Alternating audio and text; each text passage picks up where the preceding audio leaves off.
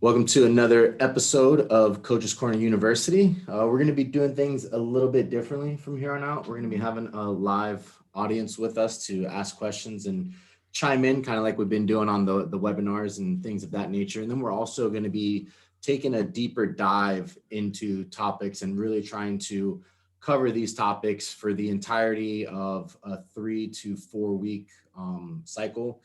So that way we can get into as much detail as we can and go over topics that can parlay into better questions in the upcoming weeks, and then hopefully find guests and researchers and professionals that have a interesting outlook on the topic at hand or have a lot of experience at the topic at hand, and have them on towards the middle and end of the conversations.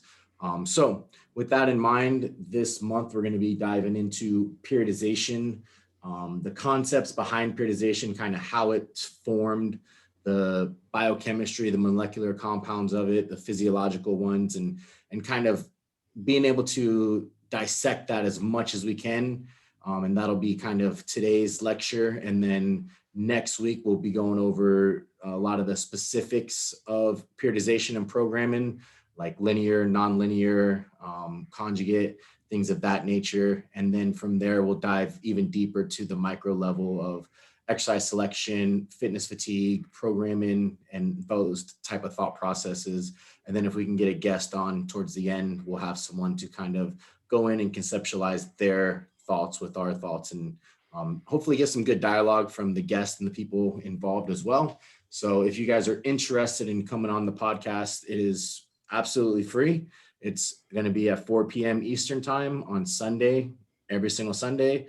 And all you have to do is just either go through our Linktree bios, mine and Paul's, or just go to coachescorneru.com and sign up for the 14-day free trial, and you'll get all the notifications, apparently, except for this week, and you'll get all the notifications moving forward. That's how we, yeah, I mean, that's how we learn. We have this grandeur idea and we put it in place, and then we forget all the minor details, like telling people about it. So we'll figure it out. We'll figure it out. No pressure.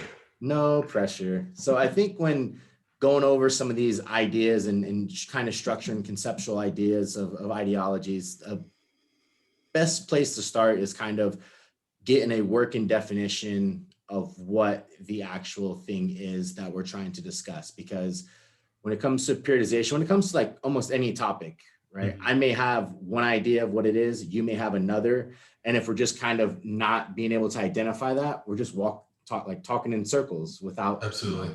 So I'll let you go ahead and define periodization if you want to. And then if I have any grievances with that, we'll try to clear it up and go from there.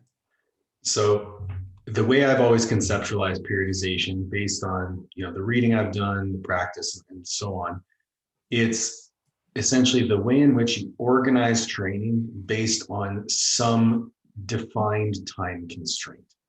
So how the training paradigm is manipulated over time to achieve the desired outcome, which tends to be some sort of competition season. Now, initially, periodization was conceptualized over a 4-year plan. I'm talking about Olympic athletes, but it could be whittled down even smaller into like what we commonly see in strength sports, which is in season, off season, that sort of thing. The differentiating factor for me between following a program versus following a periodization plan is the time constraint and the manipulating of variables over time. Programs tend to be time limited towards some singular focus, whereas a periodized plan is much more drawn out over the long term, simply put. Yeah, no, I think that covers it really well. Obviously, defining it as kind of like Mafiev, he was kind of one of the leaders in periodization, right? And he designed his model around a progressive segmented transition from higher to low volume and from low to high intensity, right, accompanied by simultaneous reductions in like training variations. So Right. the idea is we're going to start off furthest away from competition at the highest volume, lowest intensities. And then as we get closer to competition, we're going to reduce volume and increase intensity, right? And the idea is that they're in segmented blocks a lot of time, like you touched upon, right? So we'll have block A in the beginning of off season, and that's going to be maybe your GPP phase, right? And then block B is going to be, you know, your hypertrophy phase, and then it goes to your strength phase, and then your power phase, right? That's like the general conception of the idea of periodization, is fundamentally trying to create adaptations by lowering the stress demand, and then those adaptations are elicited within block domains is typically the idea. Yeah, the interesting part, and I know that you and I are going to kind of resonate with this, is just because the program is arranged in blocks or cycles or, you know, training periods, it doesn't mean that each one of those must have a singular focus, right? It does not necessitate that we neglect certain adaptations in favor for others. We can concurrently plan our training to bring up everything at once. We just bias certain adaptations at one time. So that's why I love the working definition of changing the training paradigm over time, manipulating variables over time. Is there's a multitude of ways to do that. And I'm really excited to actually get to explore how we can do that in a number of different ways. And what you might feel is best might be different from me, and what we might feel would be appropriate for one athlete might not be appropriate for another. And it gets into the idea of training being as much art as it is science, and how we manipulate the system to achieve the desired results. Right. So that would go into the idea and maybe the concept of, is periodization something that should really be the thought process in how we program things, right? Is thinking that we can predict the future outcome of someone's adaptation process without understanding the other demands within their life. Is that something that we really want to rely heavily on? Do we want to think about things in blocks? Like, how can we as coaches say, hey, this is where you're at now, and then in 6 weeks, I feel like you're going to need a strength block, because that's just the way it goes. Like, strength has to come after hypertrophy, right? That's just the way we were taught to do. And I think that's one of the biggest downfalls of this old school mentality of a periodization approach, right? Like, for me, fundamentally, when I think of periodization now as a coach, is the idea of stress management, right? It's not the idea of X comes after Y and Y comes after Z, and that's what we have to do. We have to go with higher volumes down to lower volumes. Like, that approach just doesn't seem to take into account the individual and the interindividualities of each person, right? It doesn't take into the account of stress management on a microcycle basis.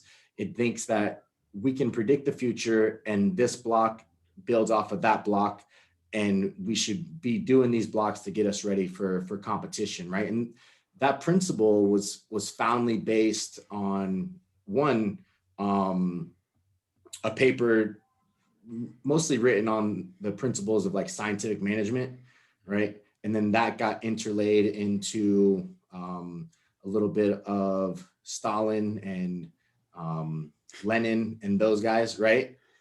Yeah, those guys.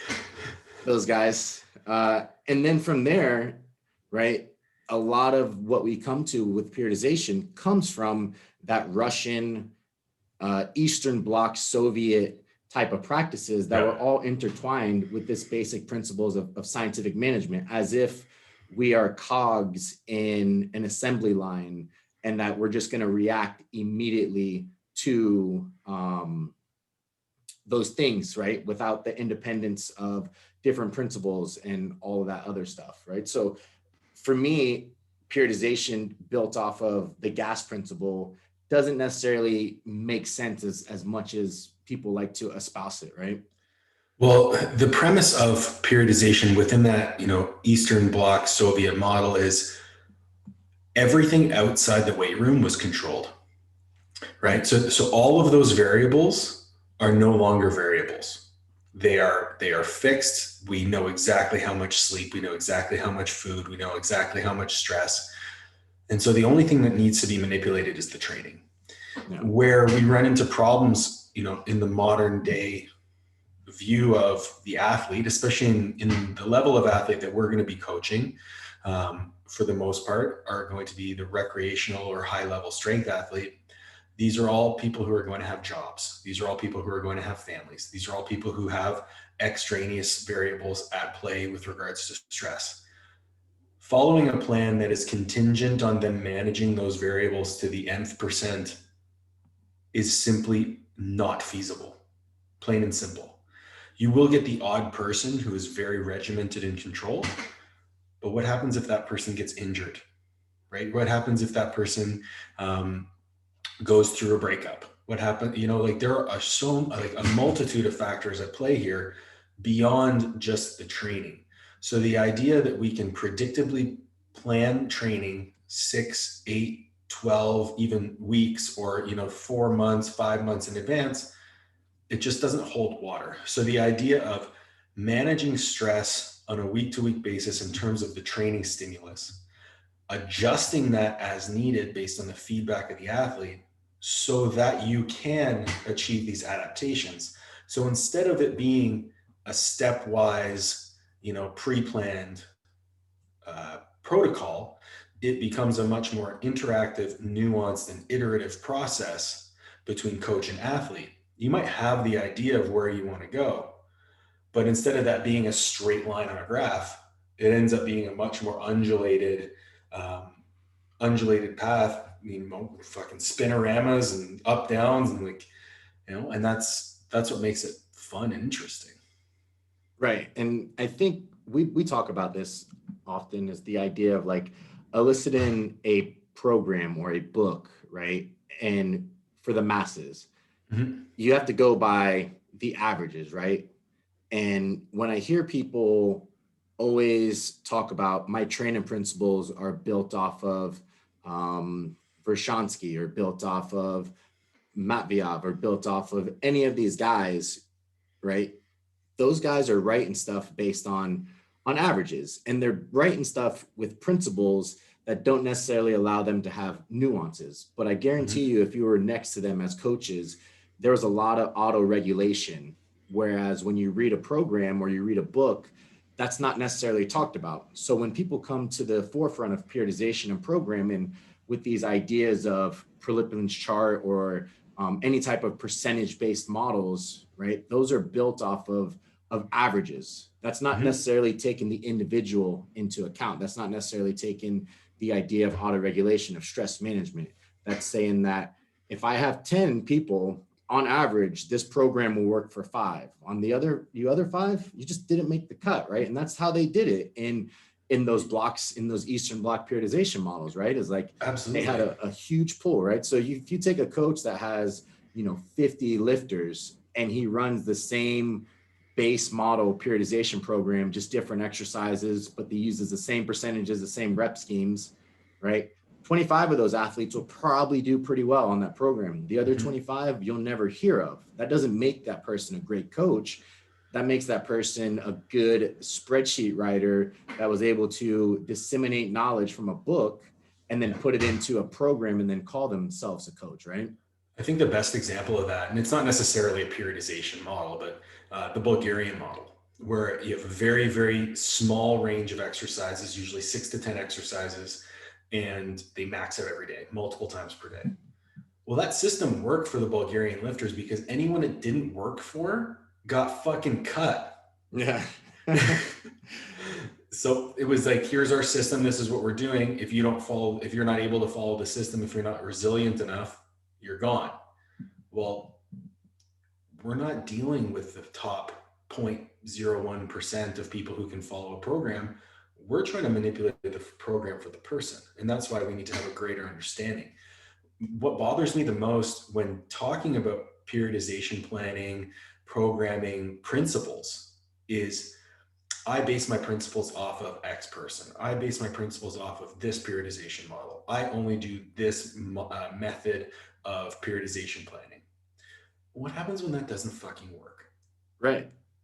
Like, do you have the flexibility and the tools in your toolbox to say, what I'm doing isn't working. Here are my data points. How do I manipulate the training to appease what I'm seeing and make progress further down the road? Because if you keep hammering a bent nail, you're just I've gonna done it. end. I'm You not. have not? I know you don't own a hammer. Well, okay. I've seen people do it. I have done it. That's why I don't own a hammer anymore. It's because I think I can Visa card. Yeah. But yeah, I mean, that's such a valuable point, right? Is like your ability to, like, when people ask me, I want to hire you as a coach, what's your training philosophy? I'm like, you want me to break down 12 years of training into this Instagram DM? Like, and then the simple answer is like, my training philosophy is stress management. And I build out these principles based off of, right, the principles of training and then what's worked for you in the past. But I don't have a philosophy. There's no philosophy for each person. You're going to have different training variables that come into play. But beyond that, right, it's like, well, why is periodization one? We've already talked about periodization being a long-term facilitation of programming, right? That's not something we do as powerlifting coaches, right? We do programming. So we'll just simplify it down to programming. And then also within the research, right, any type of research that they call periodization is programming, because at most it's 15 weeks. You're never going to get research on training modalities that are beyond 15 weeks. I think the only one that I can think of is William Kramer did a 9-month research on tennis players. One was periodized program, one was non-periodized program. And the periodized program showed to be more efficacious towards improving their serve velocity. But that's the only one that I can think of that's very long-term. Understanding the limits of science of research, most of the time, those studies have to be within the realms of the semester. And then you have to think about, okay, when does spring break happen? Because if spring break happens and I lose these people, my study's gone, right? So most of these research studies are within that 6 to 15 week domain. So I wouldn't necessarily call that periodization, but that's what they do. And that's where a lot of these issues come into play, right? Is they periodize these programs and it's like, well, which one is it? Like, pick your words correctly. So I would say most of the research is going to be built off of programming, right? Because especially for us coaches that coach strength athletes, not in this quadrennial style of formations of Olympic lifters, is that I know when your meet is, it's anywhere from 3 to 6 months away. I'm going to build out 2 to 3 programs to get you ready for that meet. I wouldn't necessarily call it a periodization model or anything like that. So I think I think that is a stretch. I think that's something to consider when using the correct words. But when you look at the research on periodization, you'll see that some of the studies conclude superior performance improvements, right? When compared to constant repetition programs. So the idea is, if I start off at a 3x5 and I just run that for 12 weeks versus something that starts off with higher volume, then ends with lower volume, right? Higher intensity, so lower, and then it's going to undulate up, right? And it's like, well, yeah, that's kind of common sense, right? When you look at all the research, as long as volumes equate it, periodization doesn't really matter that much. Yeah, and like, in keeping with our running definition of periodization, if your program goes from low intensity to high and from high volume to low over time, and you get from general to specific with your exercise selection, you can make the argument that it is a periodized program. But in keeping with, I think the only type of like true periodization that you could look at would be if you had a world level USAPL lifter.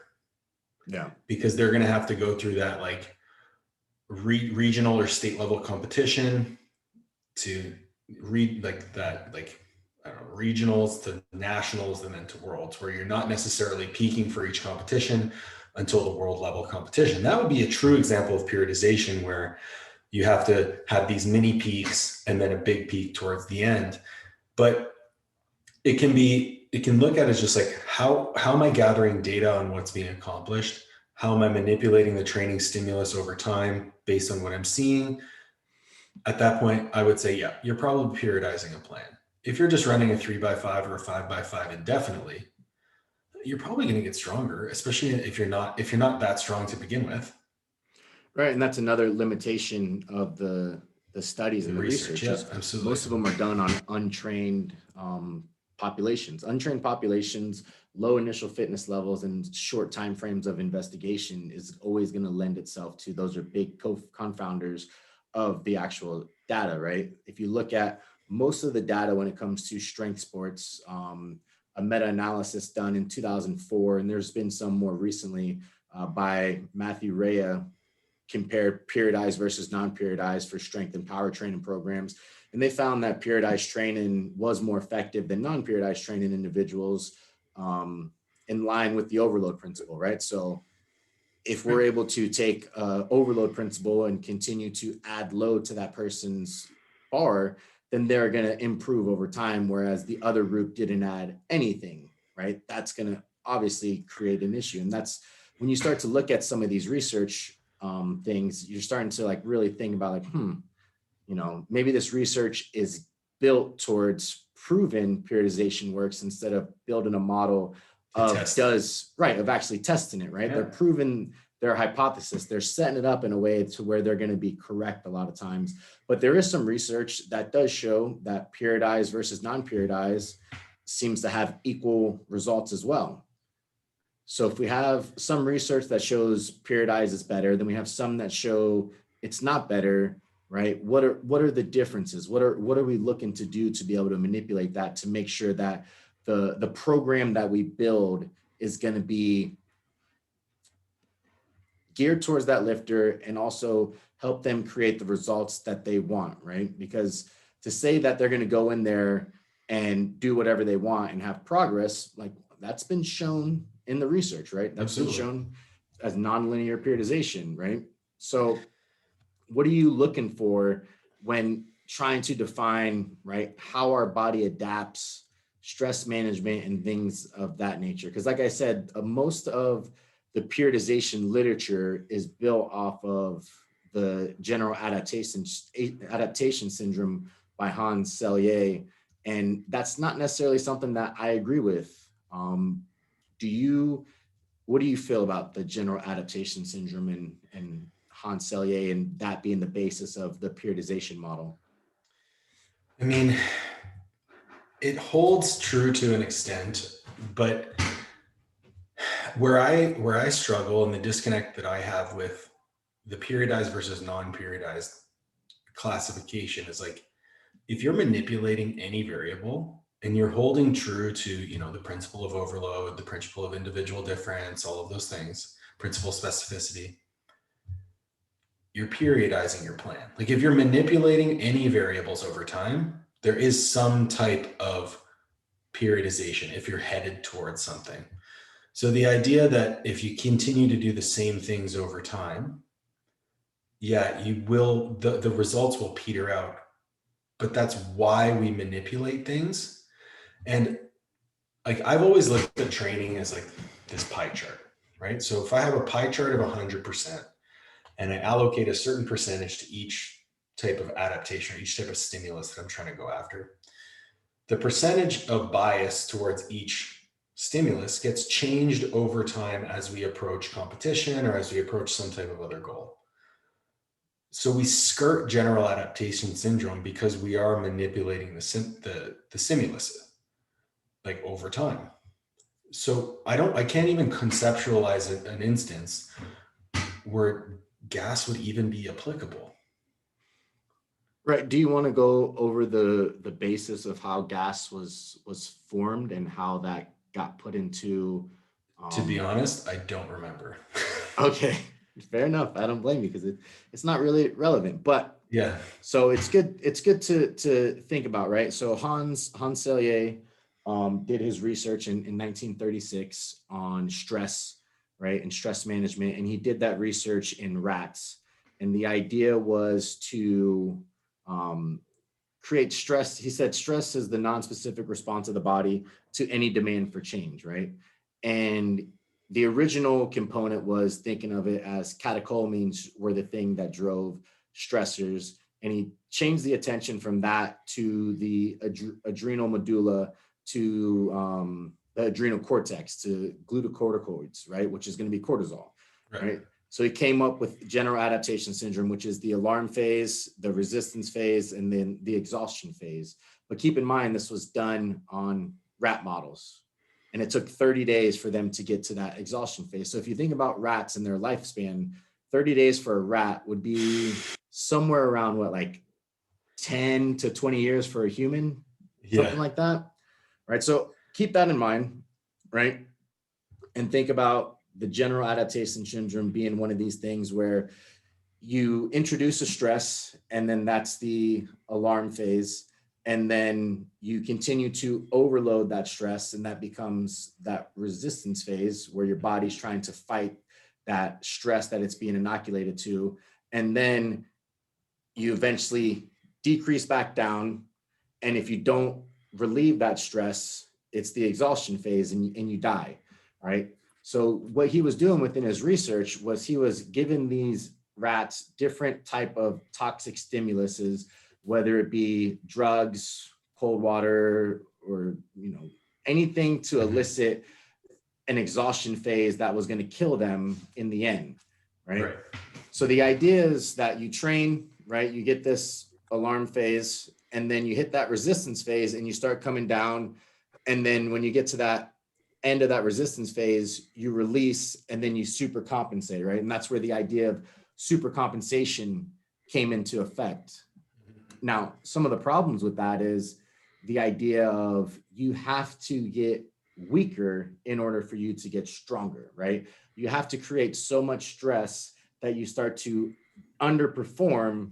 And the only way that you're able to perform is to not be stressed anymore and come back up. It would be the same idea of, if I'm trying to put on muscle, I would have to lose muscle first before I all of a sudden magically hit muscle, right? And to me, that just doesn't make a lot of sense. That's also discounting the brain and how the brain responds to stress and the adaptations. It's very much a binary way of looking at stress, and it doesn't encompass the whole holistic approach. So I tend to generally believe that, allostasis and allostatic load seems to be the approach that you would want to take when it comes to thinking about stress management.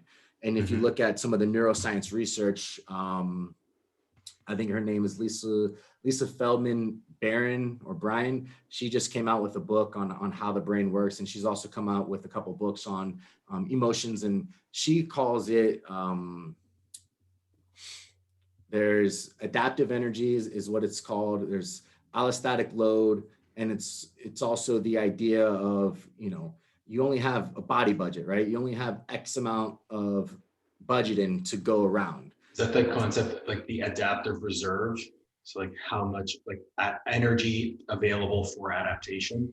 Yeah, exactly, right? So the allostatic theory suggests that when challenged, entangled networks of neural and biological collaborators orchestrate responses, deploying arrays of systemic mediators modulated through density interconnected nonlinear feedback, right?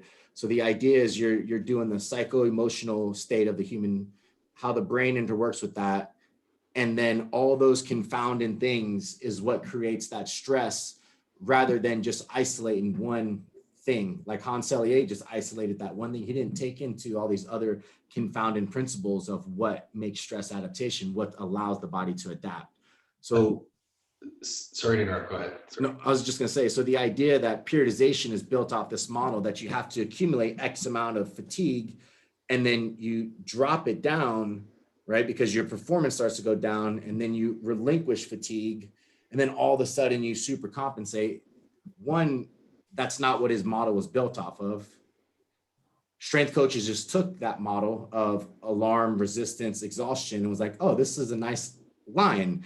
Maybe we can put strength within that line. And it's like, I wouldn't necessarily say that those principles align with the idea of stress management, because like I said, it's only taken in one consideration. It's not taken in the entirety of the human body and how the central nervous system reacts. And that's kind of where allostasis comes from, is the idea that the central nervous system and the brain are the biggest drivers of stress management. So there's a few things that jump out at me when when you were discussing Hans Selye's research. Was that, number one, the stressor was placed upon the rat. The rat wasn't actively engaging within the stressor, Mm-hmm. right? So in that instance, the drug was being applied to them, or the cold water, or whatever it was. Whereas in the context of strength, we are actively engaging in the accumulation of stress, which is training. Yep.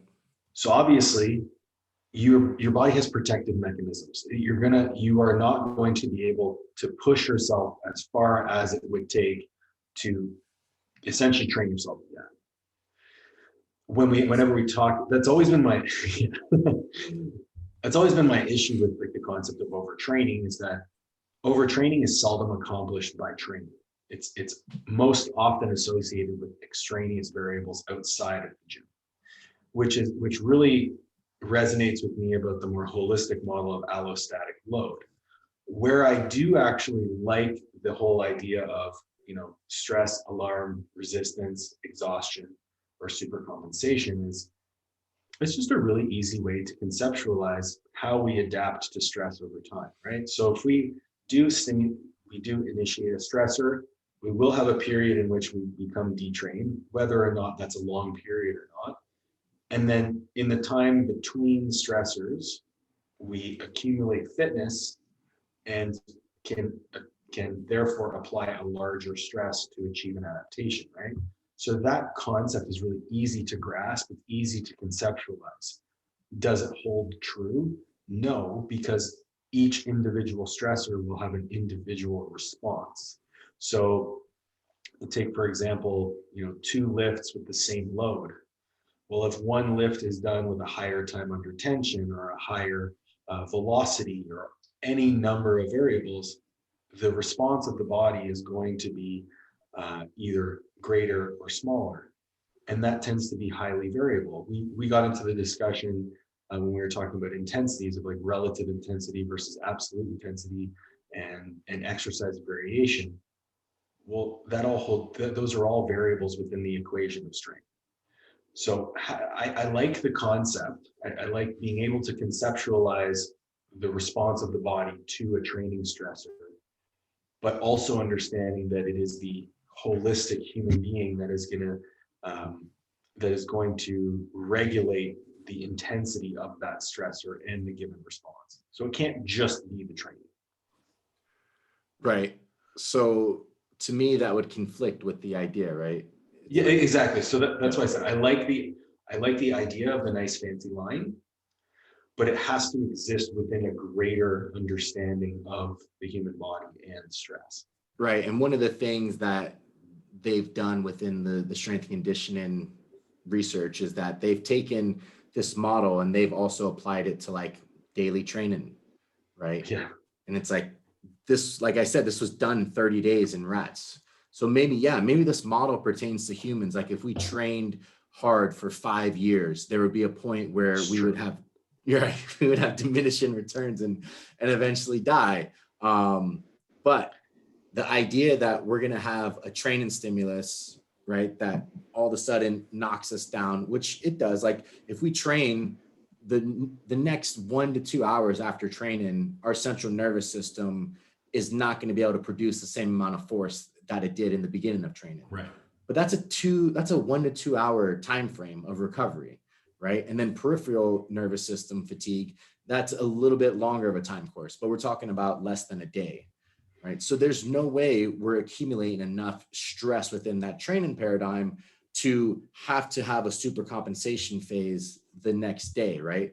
The idea that like super compensation happens, that we have to get weaker in order for us to get stronger, just doesn't make sense to me. If you can create load paradigms and volume paradigms that allows for progression on a timely manner, that doesn't have like ebbs and flows of high volume going down to low volume, but it's just a steady line of optimal improvement, right? The idea that that's all of a sudden going to create so much fatigue that you're going to have a dip in performance doesn't necessarily sit well with me, right? It's not the training. Once you find that optimal volume, it's not the training that dictates the fatigue. It's everything else around it, right? It's the monotony of the training.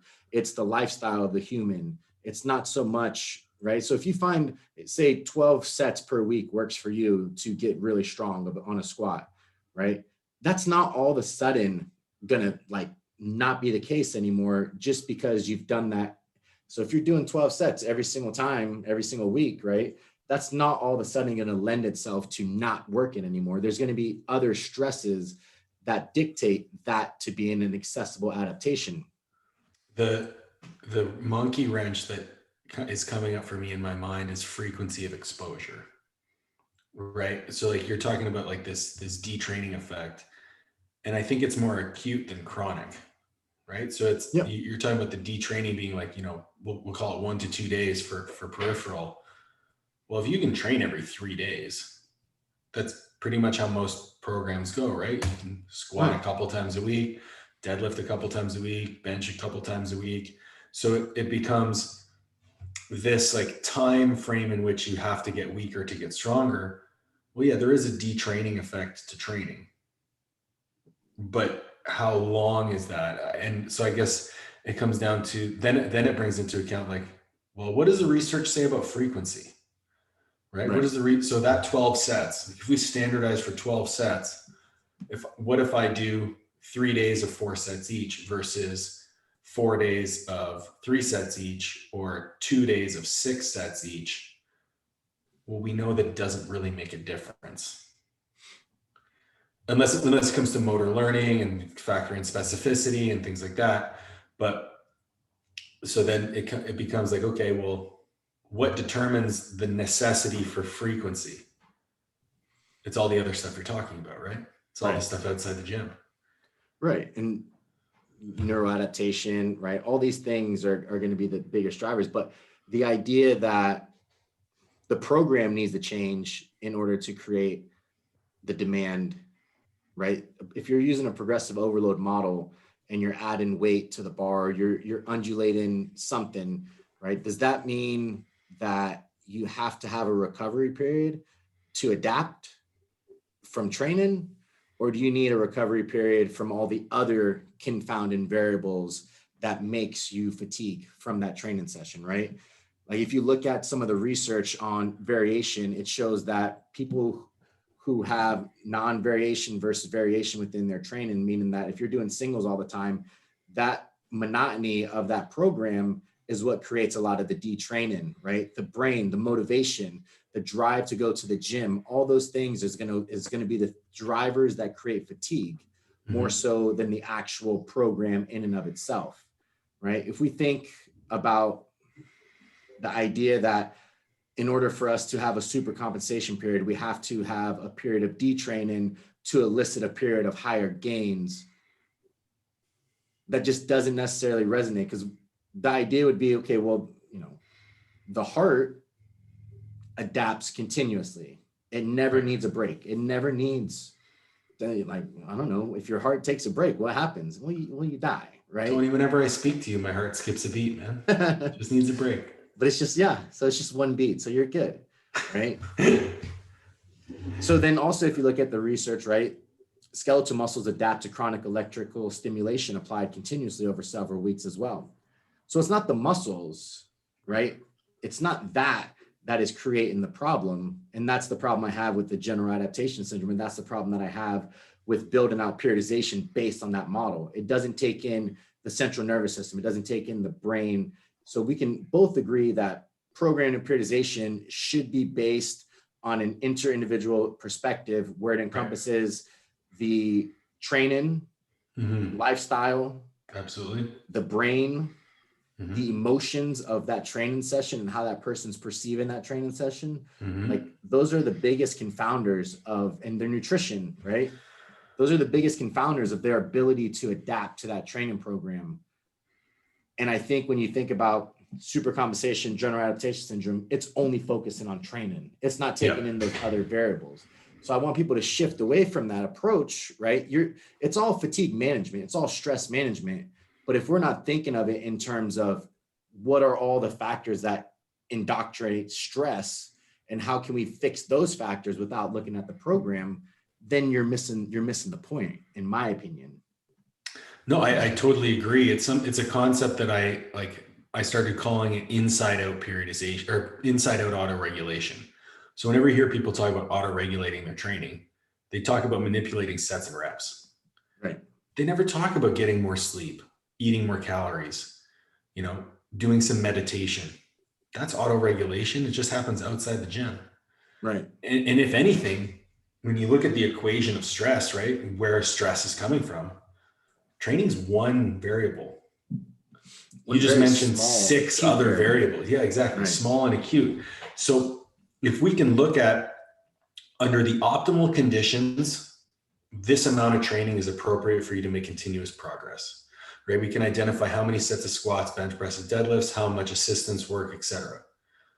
Well, if that's under optimal conditions, and then I'm communicating with my athlete to get more information about those other factors, it's very easy for me to know where I need to take those sets, that volume, in order to accommodate for the lifestyle, and then vice versa, right?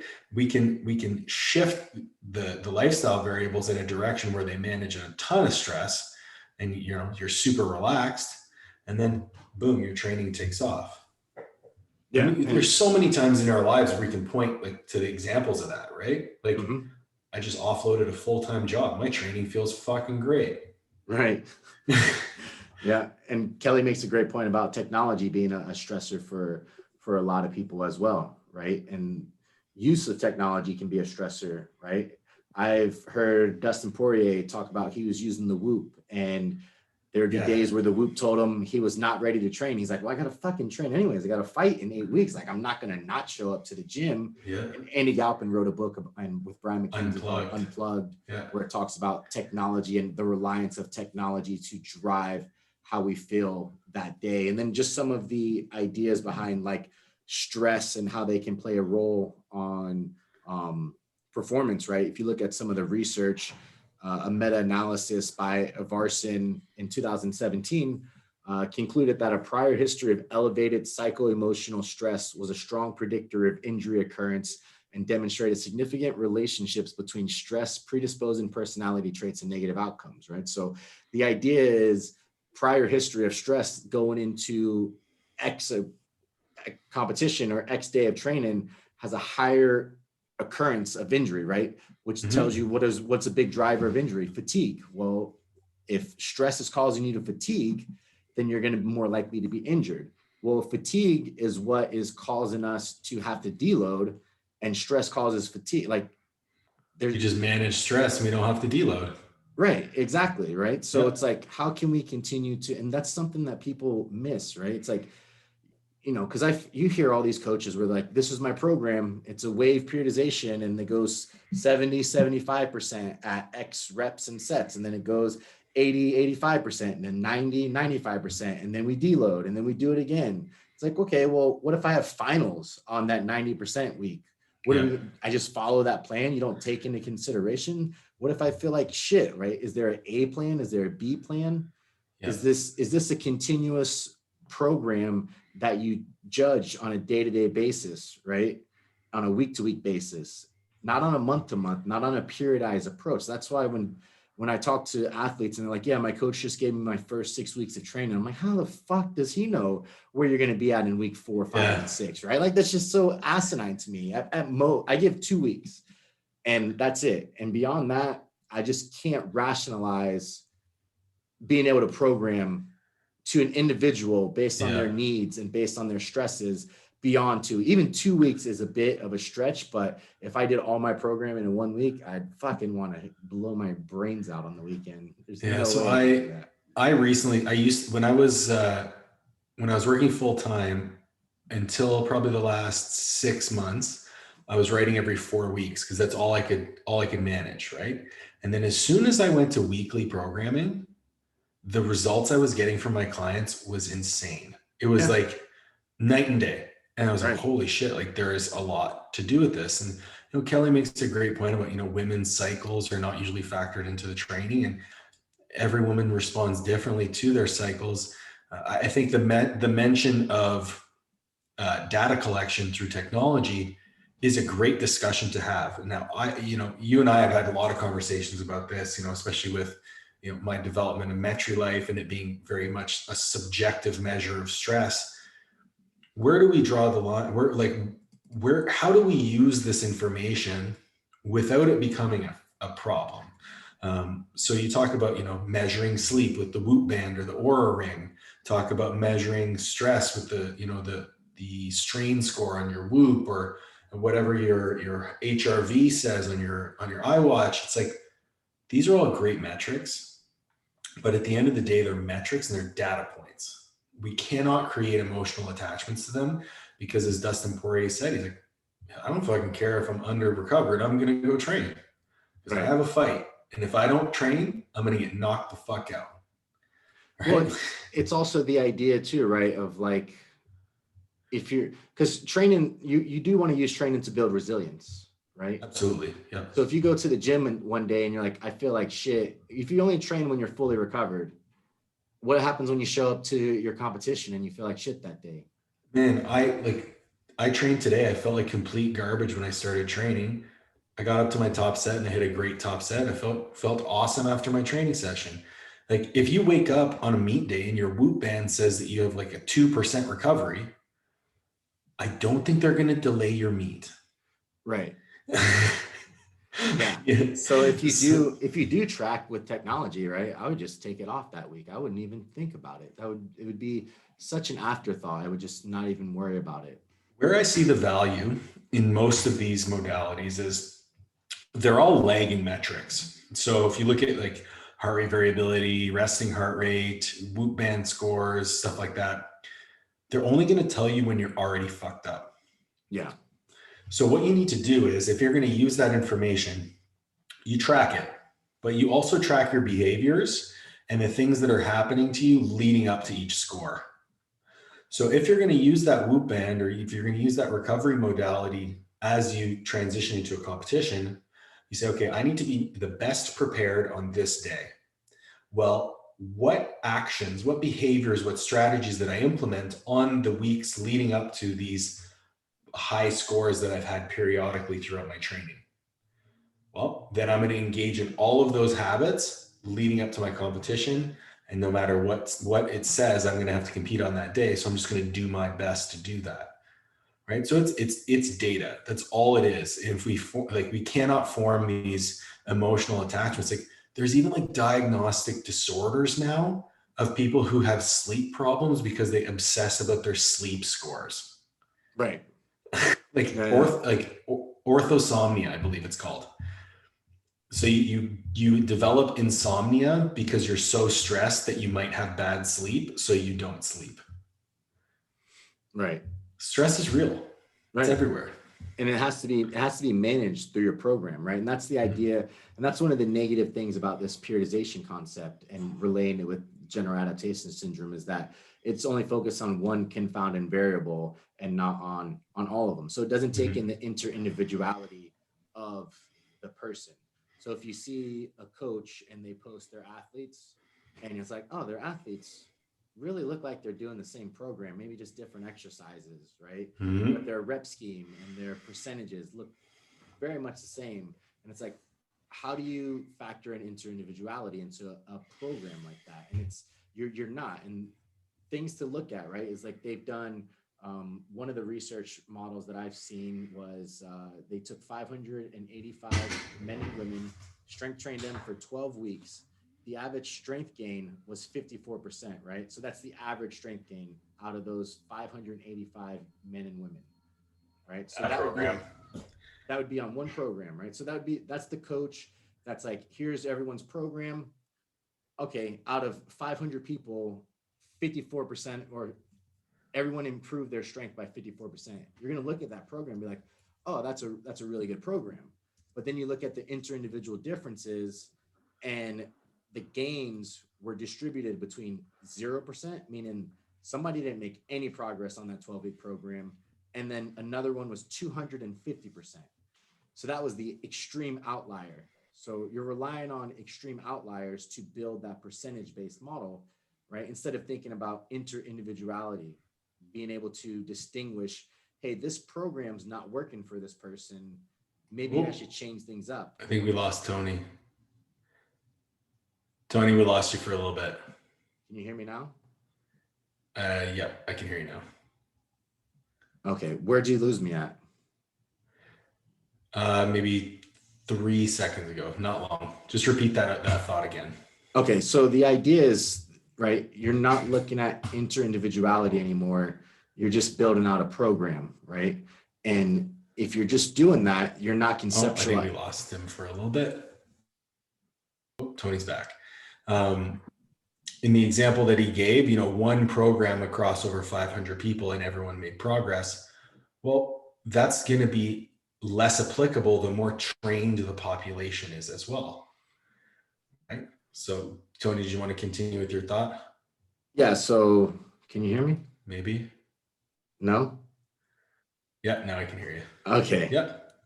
You pay good money for this 5G internet and it fucking sucks. 5G? Oh my God. So yeah, within that study, right, there was a 54% improvement on average. But the confounders was some people in that study made zero progress.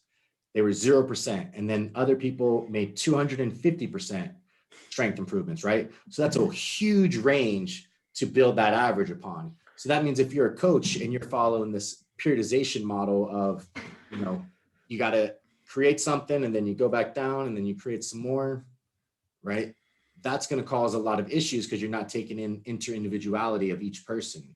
So you have to make sure that as a coach, you have to be able to adapt your principles to a person's ability to adapt to that program.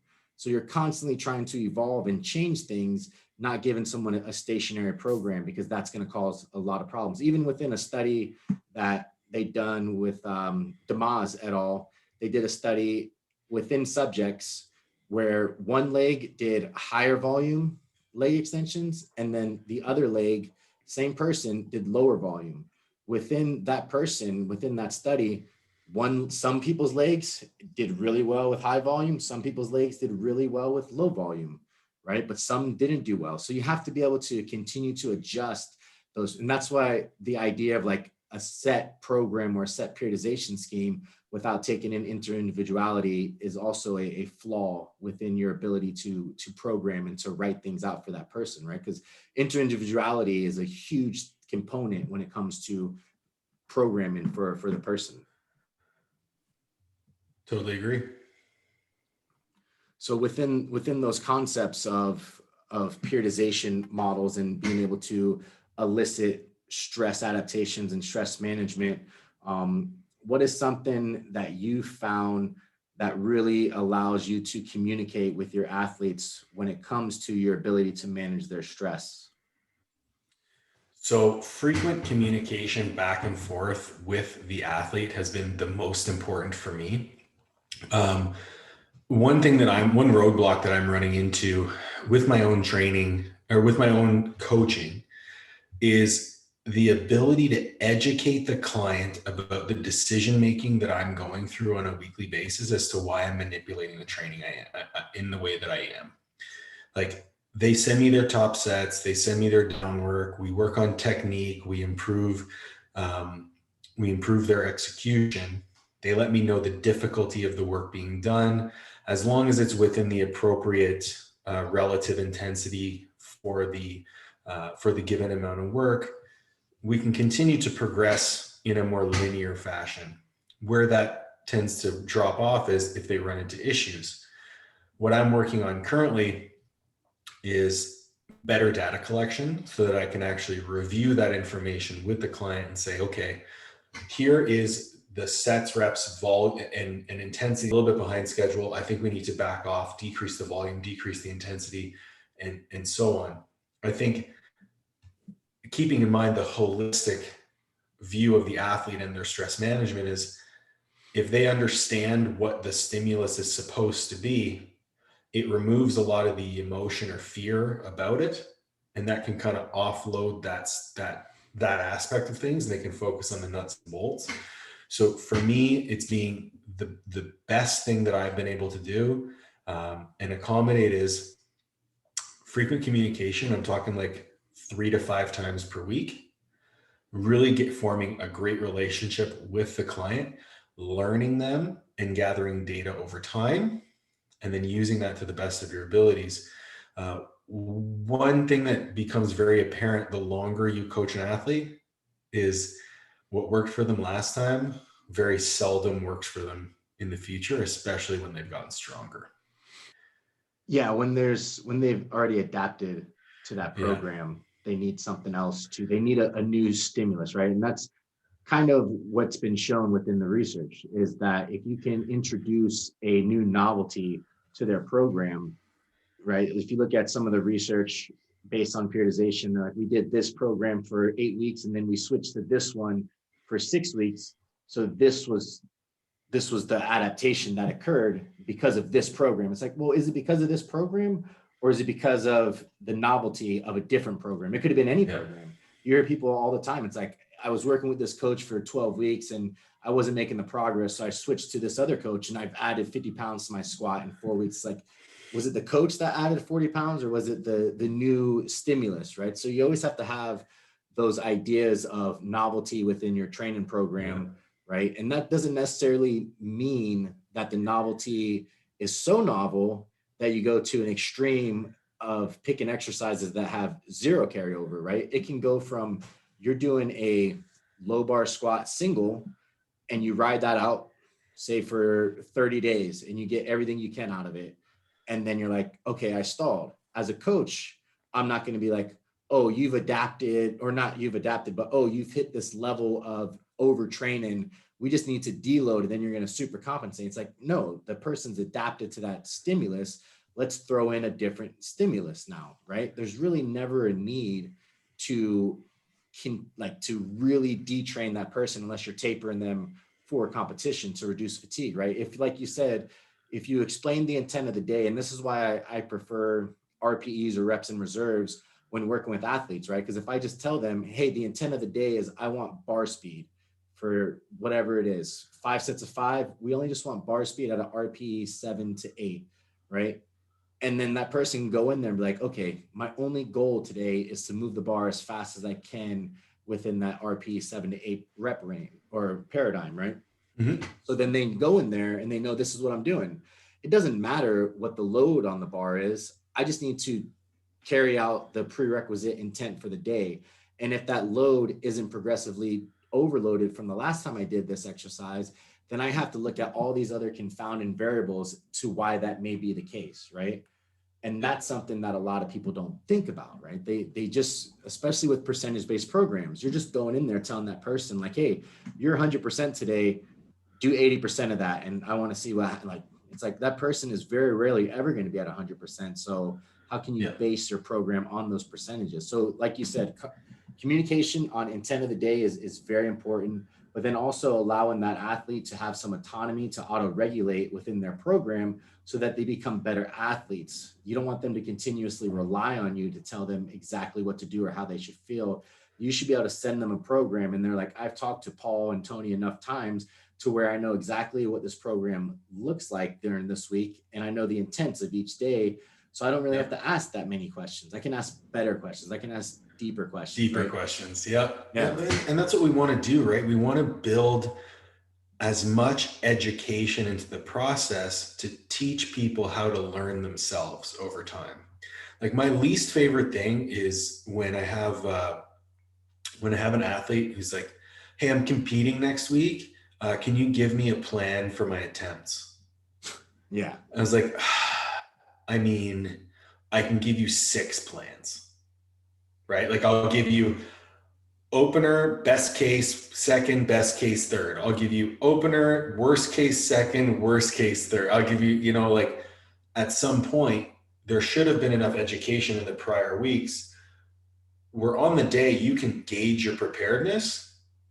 And because you're a mature adult, you can make mature adult decisions and not blow your load on your second attempt because you're so excited to be there.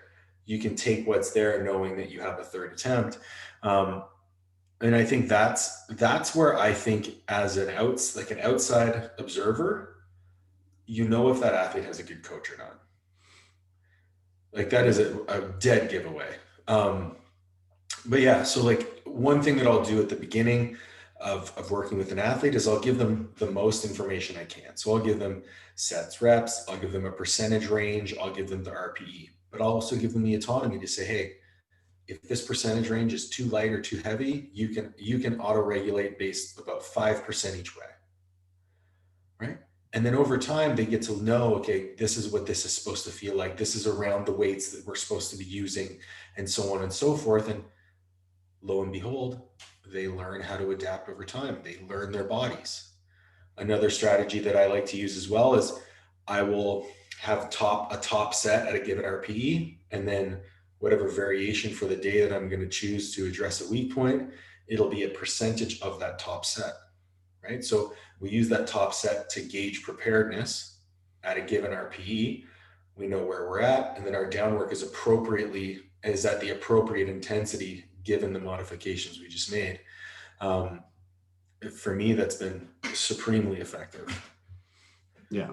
Yeah. So the idea of periodization as a model to base your training off of, with the idea that you start off with higher volume and then you end with lower volume, is something that is what I would consider outdated, right? Absolutely. In terms of practicality, because it doesn't take in the holistic approach of the central nervous system, the brain, the peripheral nervous system, how that person adapts to their environment, stress, and all that. So for me, I would kind of conclude it with the idea that as coaches, you're relying heavily on your ability to communicate and manage stress, with the understanding that there's interindividuality within each person.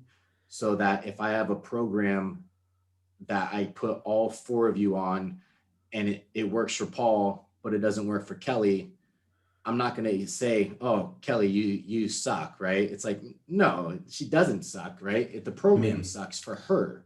Compared to me, she would suck, yeah. Well, that's a rough statement.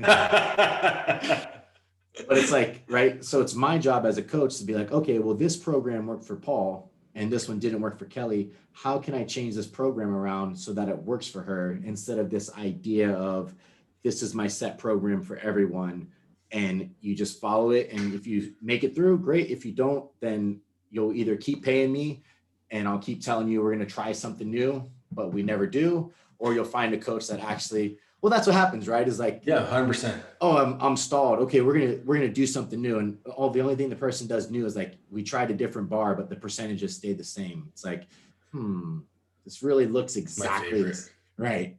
It's like, well, maybe you should adjust the volume, right? It's like the idea. Like I took one of my clients down who was had all the signs of high fatigue, and I'm like, okay, well, what creates fatigue? Well, volume creates fatigue, and her coach was like, we're going to deload you, and then we're going to just do high volume. We're going to take away the bar and we're going to add dumbbells and we're going to do high volume. It's like, so your answer is you don't have an answer, really. It's like, in order to get better at bench press, you know what I'm going to do? I'm going to fucking put dumbbells in your hand. I'm going to take away that bench press. It's like, well, that makes no sense. If I was a football player and you took away my ability to play football, and you're like, play a different sport for a couple of weeks and you'll come back fresh and ready to go. It's like, I'm not going to come back with anything. I'm going to come back worse, right? So it's like, you're doing high volume. Okay, well, let me go down to 1 or 2 sets instead of the typical 3 to 4. It's like, not, your program doesn't have to be 3 sets, 4 sets, 5 sets, right?